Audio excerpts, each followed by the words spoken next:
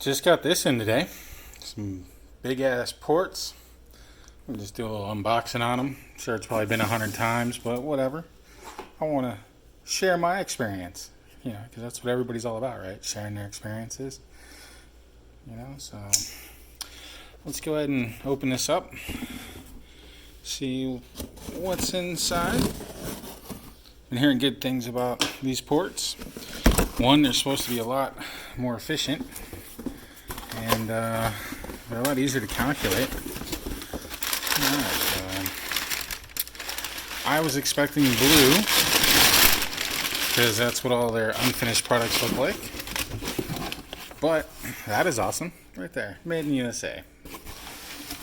Can't make electronics worth a fuck, but we can make pipes to get bass out better.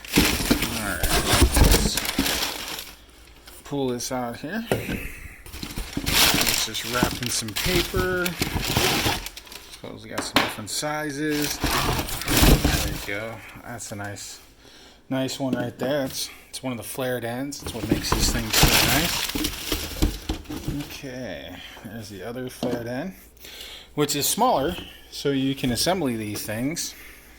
You can assemble them and then put them into the box. You don't have to build them in the box, which is great. So this is a 6-inch Versatune, and the finish isn't all that great, but they kind of warn you about that. It doesn't really matter though. It's not like you're gonna fucking see it in the goddamn box anyway, unless you plexi that shit, in which case, more power to you. That looks a little dirty, and that part seems to already be assembled.